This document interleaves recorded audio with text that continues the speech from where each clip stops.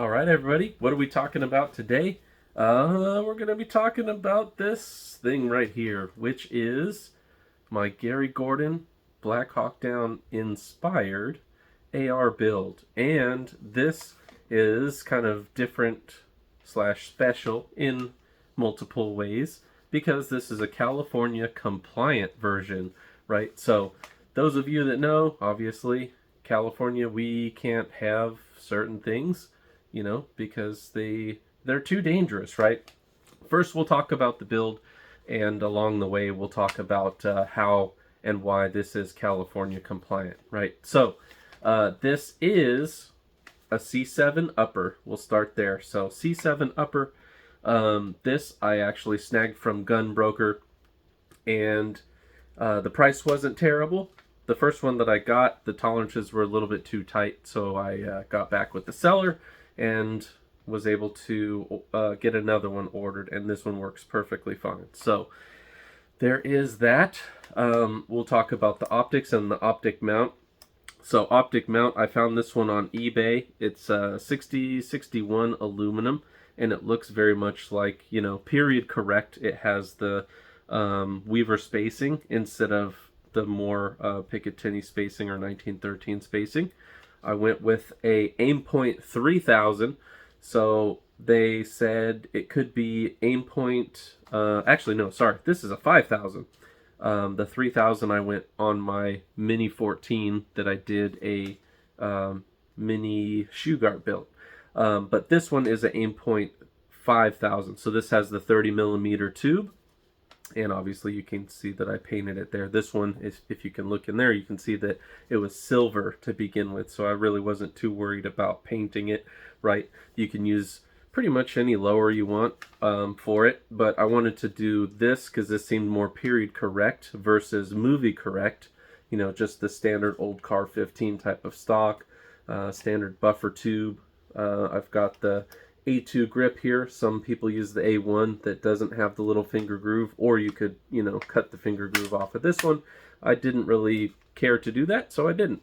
I wound up finding these grips, or this grip at a local shop, and they just had a couple of pairs in there sitting around for years and years.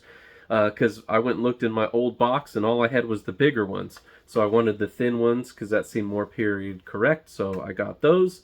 And then, of course, painted everything. The light is a Surefire 6P, which would be period correct potentially, whether they used it or not. It's hard to say.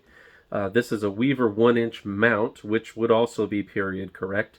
The only thing really not exactly period correct would be this little section of rail right here. If I remember correctly, I just used a little tiny piece of Magpul rail, and then I kind of ground it on the back side to fit the little grooves of this rail so that it doesn't really move around.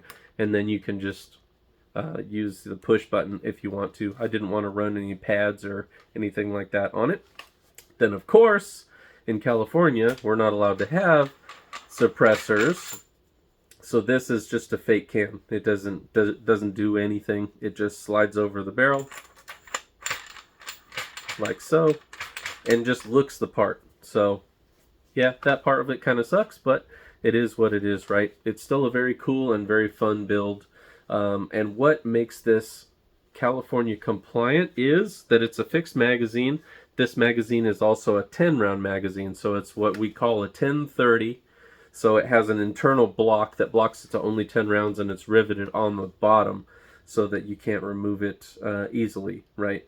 But overall, for all intents and purposes, very cool build. I, like many of you probably, really enjoyed the movie Black Hawk Down, and Shugart and Gordon was one of the best scenes in there where they go out and they try to rescue the folks from the helicopter crash. And, one build is somewhat similar to this. This is more period correct versus movie correct, because the movie used a different upper and different optic, the Comp M2 or something like that. But those weren't out at the time. These were out at that time, so they could have used this. They could have used the Comp or not Comp, the 2000 and possibly even the 1000. Who knows?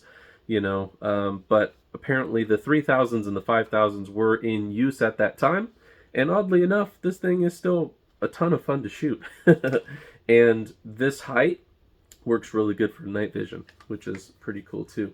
But anyways, I just wanted to share my Gary Gordon build here with y'all, and let me know if you have any questions about it, or where I got the stuff. I'm pretty sure that I covered it pretty well, but you never know, right? If you have questions, just let me know. Oh, the paint. So watching 9-hole reviews, he said not to use the, was it Krylon, the Ultra Flat, for a variety of reasons. I can't remember what they were exactly, but I didn't use that. I used the ones from Rust-Oleum, and one of them is like a flat sand, and then it's like a forest green or something like that. I thought it turned out pretty good.